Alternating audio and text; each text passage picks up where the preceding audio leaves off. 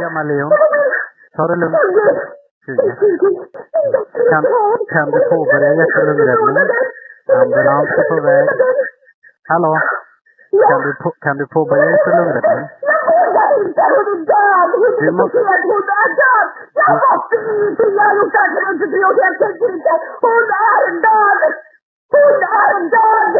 A young, pregnant woman, eager to become a mother, was found dead in her apartment. And a future was taken away before it could even begin. But this wasn't just a crime. It was the culmination of years of secrets, cultural pressure, and fear of the unknown. Her boyfriend, who was also the father of her child, was arrested. But as investigators dug deeper, the answers didn't come easily. Every new piece of evidence seemed to raise more questions. But before we begin, I want to thank you, my amazing viewers and subscribers, for your support through your likes, shares, and comments. Your engagements help make these stories more meaningful. If you're new here, be sure to hit that subscribe button and join our growing community of true crime enthusiasts. Now let's get started. Saga Forsgren Elneborg was just 20 years old in 2023, and at 7 months pregnant, she was filled with excitement for the future. Born and raised in Örebro, Sweden, Saga had always been the life of the party, bright, vibrant, and full of optimism. As a young woman, she had built a strong network of close friends and a loving family. She shared every moment of her pregnancy on social media, from the first ultrasound to the tiny baby clothes she bought. It was clear to anyone who followed her that she was eager to become a mother, and her excitement was contagious. Her family, just as excited, had been right beside her every step of the way. They helped her prepare for the baby's arrival, attending prenatal classes, setting up the nursery, and buying all the essentials. Her mother, Melissa, had even moved in with her occasionally to provide support during the pregnancy. Everything seemed perfect. However, in the midst of all this joy, there was a shadow. A relationship that had been kept a secret from Amin's family. Saga's boyfriend, Mohammed Amin Ibrahim, was a 22-year-old Somali Swede who had moved to Sweden as a child with his family. Amin's family had very conservative views, and he knew they would never accept his relationship with Saga, especially not with her being pregnant and unmarried. So on the morning of April 29th, 2023, Melissa Elneborg arrived at her daughter Saga's apartment. She had spent the previous days with Saga, helping her prepare for the arrival of her baby, but had left to give her daughter and Amin some space. That day she had planned to pick up a few things for Saga. As Melissa approached the door, she immediately noticed something odd. The door was unlocked, something that didn't sit right. Saga had always been diligent about locking the door, even for short trips to the basement or when she went to grab the mail. It was unlike her to leave it open, and Melissa felt an unsettling sense of something being wrong. On the phone with her other daughter, Julia, Melissa rang the doorbell but got no response. Irritated, she knocked and even called through the letterbox, but still there was no answer. Melissa then decided to unlock the door with a spare key, and when she entered, a strange noise hit her. Water was running in the kitchen. Without thinking too much, she went to turn off the faucet. And when she stepped into the bedroom, the full horror of the situation hit her. Saga was lying motionless on the floor, her long dark hair covering her face. She screamed, her voice breaking the stillness of the apartment. As she rushed to her daughter's side, she tried desperately to lift the table, attempting CPR, but it was too late. Her daughter's body was already cold, stiff to the touch. The weight of the reality crushed her as she called emergency services, but it was clear from the onset that there was no saving Saga.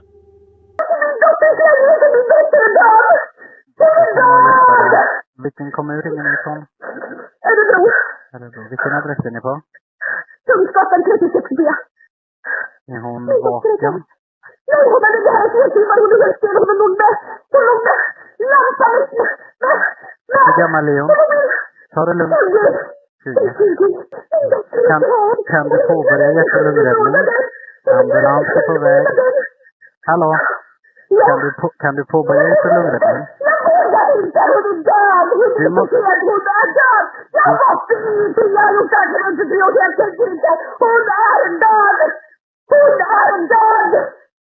Ambulans är på väg till dig. Är det Saga? Ja, det är Saga! Hon blev till mormor om 2 månader. Min dotter är död. Jag trodde aldrig jag skulle få uppleva det här. By the time police and paramedics arrived, both Saga and her unborn child were already gone. The investigators began the process of securing the crime scene. Saga's body was discovered between the bed and a TV stand, partly on the carpet. Her body was still, her face covered in blood, particularly around her mouth and nose. A long strand of hair, matted with blood, obscured her face. The coroner later concluded that Saga had died from suffocation and strangulation, likely caused by the pressure from the lamp cord wrapped around her neck and the heavy marble table that had been pressed against her throat. There were no signs of a struggle. Despite the violence of the act, the apartment didn't show much physical damage. There were no signs of forced entry, which indicated the killer had been familiar to Saga. Investigators noticed drawers were pulled out, their contents scattered across the floor as though someone had been looking for something. Saga's cell phone was found on the bed under a blanket. The evidence suggested that Saga had been alone before the attack, and the pillow beside her had a depression, indicating she had been lying there, waiting.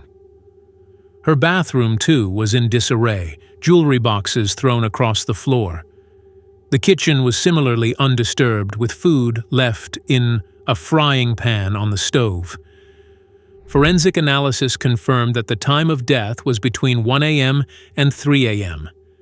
The crime scene gave no definitive clues as to the killer's identity, but everything pointed towards someone close to her. As investigators started the difficult task of piecing together the timeline, they turned to Saga's family and friends, looking for any hint of who could have done this. Saga's mother, Melissa, recalled that just the day before, on April 28th, they had all met up at a cafe, enjoying an afternoon together. But as the hours passed, Melissa noticed that Saga seemed increasingly anxious. She was checking her phone, waiting for a message from Amin. Saga had been nervous about Amin finally telling his family about the pregnancy. She had been pressing him for weeks, but his hesitation had only made her more uneasy. Amin had kept their relationship hidden from his family for almost 2 years. But that day, Saga had demanded he tell them. She had given him an ultimatum. If he didn't tell his family, she would end things. By 7:30 p.m., Saga had returned to her apartment, still waiting for Amin's message. Her family had been aware of the tension between her and Amin, particularly over his reluctance to come out to his family. But despite everything, Saga had stayed hopeful that things would work out, even as she began to feel the strain of their relationship. Amin, who had arrived in Sweden as a child with his refugee family from Somalia, struggled with the pressures of his conservative upbringing. He had shared his fears with Saga, telling her that his family might disown him if they knew about their relationship. It wasn't just the pregnancy, it was their cultural and religious differences that threatened to tear them apart. Saga, on the other hand, was determined to keep the baby, despite Amin's early insistence on abortion due to the fear of his family's reaction.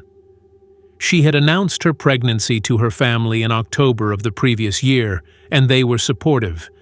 Saga's grandmother had advised her to think carefully about how she could manage raising the child, but she was resolute in her decision. But as days went by, Amin seemed to accept the pregnancy, and in early 2023, they began to look for a new apartment to start their life as a family. Yet, the deep-seated issues between them, amplified by cultural differences, remained. There were rumors that Amin had been seeing other women, further straining their relationship. Despite these tensions, Saga's desire for stability and family life kept her holding on, even as the cracks in their relationship grew wider. But despite the nearly 2 years Saga had spent with Amin, Melissa, her mother, had only met him 3 times, which struck her as strange. After all, her daughter was 7 months pregnant with Amin's child when tragedy struck. Melissa's unease had been growing as she'd overheard a troubling phone conversation between Saga and Amin. During this exchange, Saga confronted Amin after hearing from another woman, Diana, who claimed that Amin had asked her to harm Saga in an attempt to force a miscarriage. Diana even mentioned having been intimate with Amin, adding fuel to the fire, though Amin managed to calm Saga down, convincing her that it was all lies. The seed of doubt had been planted. So the police began the investigation by establishing the timeline. Amin had called in sick on the 27th and spent the day with Saga. That evening, she gave him an ultimatum: either tell his family about the relationship, the pregnancy, and their plans to move in together, or their relationship would end. Then the following day, on April 28th, Saga called in sick from work.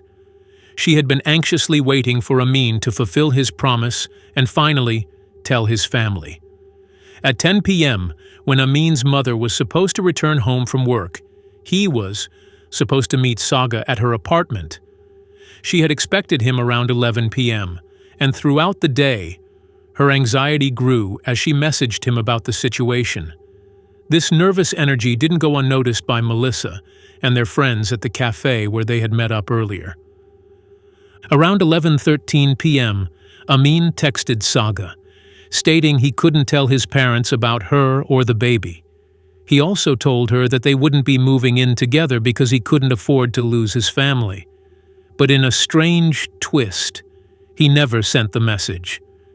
The decision to go back on his promise, combined with the contradictory actions he had taken, placed Amin firmly as a primary suspect. And when questioned about the murder, Amin remained eerily calm. He even joked with the detectives when informed that a woman had been murdered. Strangely, he didn't acknowledge that Saga had lived in the apartment at all, pretending not to know where the murder had taken place. He asked who had died there. Then, when told it was Saga, he claimed he had no involvement. Amin insisted that he had an alibi for the night, stating he had last seen Saga on April 27th. But his initial reaction contradicted his claims, especially after learning the location of the crime scene. This, along with his conflicting statements, set off alarms for the investigators. He was arrested and taken into custody. As the investigation progressed, more damning evidence came to light. Amin's DNA was found on the stairs near Saga's apartment door on April 29th at 7:20 p.m. This evidence was significant because a tracking dog traced the scent, and its sense only lasts for about 24 hours. This strongly indicated that Amin had been at Saga's apartment on April 28th, contradicting his claims of not being there. The prosecution presented their case, explaining how Amin killed Saga. They stated that he entered her apartment using a spare key while she was asleep on the bed. The pillow beside her showed signs of depression, indicating she had been resting there before being attacked. Initially, Amin used the lamp cord to strangle her, but then dragged a 30-kilogram marble tabletop and used it to press against her neck. With her being heavily pregnant, Saga struggled to free herself, but the weight of the table was too much. It took 5 to 10 minutes for her to succumb to the suffocation. Amin then staged the scene to look like a robbery, scattering clothes and jewelry across the floor. In court, Amin offered a bizarre defense. He claimed that Saga had been killed by a gang searching for drugs. He said he had received a package with a large amount of money and illegal items. He alleged that the gang found out he had used some of their property and had broken into Saga's apartment to get revenge. But this story didn't hold up under scrutiny. If Amin truly feared this gang, he wouldn't have been living freely in his own apartment. Furthermore, there was no evidence to link the alleged illegal items to the crime. The prosecution continued to dismantle Amin's defense. It became evident that only the killer would know where the stolen items were. The investigators also found that Amin had been involved with other women during his relationship with Saga. Despite his denial, the evidence pointed to Amin as the killer. DNA found under Saga's fingernails, traces of his DNA on her clothes, and the forensic evidence all pointed to him. Amin had even Googled questions about miscarriage and fetal death.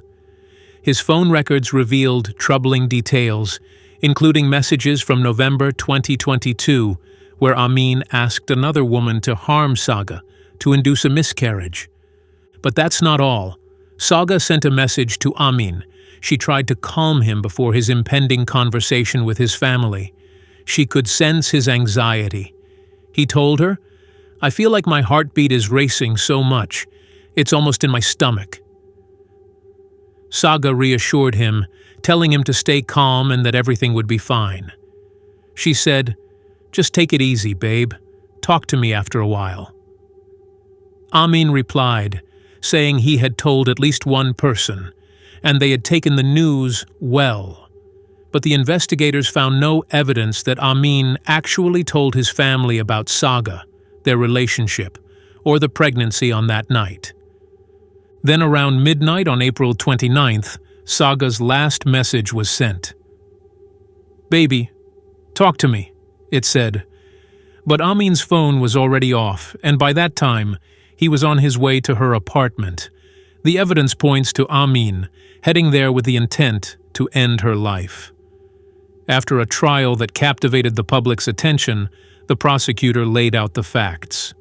Amin had clear motives to sever ties with Saga and their unborn child. No one else seemed to have a reason to harm Saga. The crime scene revealed no signs of forced entry. Her locks were intact, and there were no indications that Saga had let anyone into her apartment.